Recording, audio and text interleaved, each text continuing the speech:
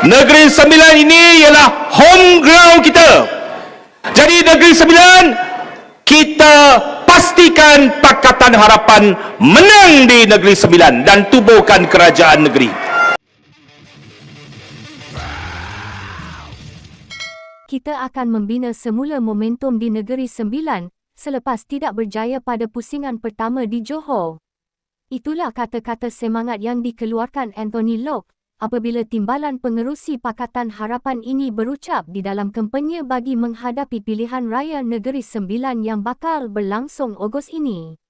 Menerusi potongan video yang dikongsikan di akaun TikTok Malaysia GZ itu, Anthony Locke meminta agar kesemua pihak tidak menangisi kekalahan Pakatan Harapan di Johor tempoh hari, tetapi berharap agar mereka terus bangkit di Negeri Sembilan kerana menganggap itu adalah home ground mereka.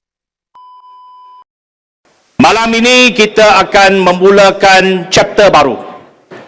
Malam ini ialah untuk kita membina momentum semula di Negeri Sembilan. Kita akan mulakan pusingan kedua. Pusingan pertama di Johor kita tak berjaya. Keputusan tidak memihak kepada kita.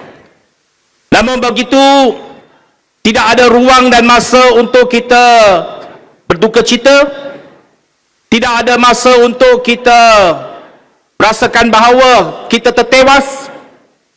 Bermula malam ini, kita akan mulakan pusingan kedua di Negeri Sembilan.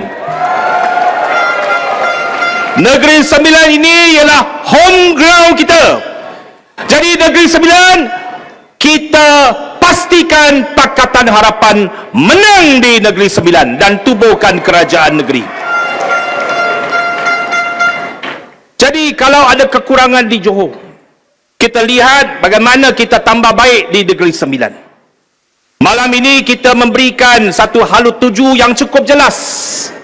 Sebentar nanti Yang Amat Berhormat Perdana Menteri akan mengumumkan ke semua 36 calon Pakatan Harapan untuk DUN Negeri Sembilan. Dari N1 hingga N36.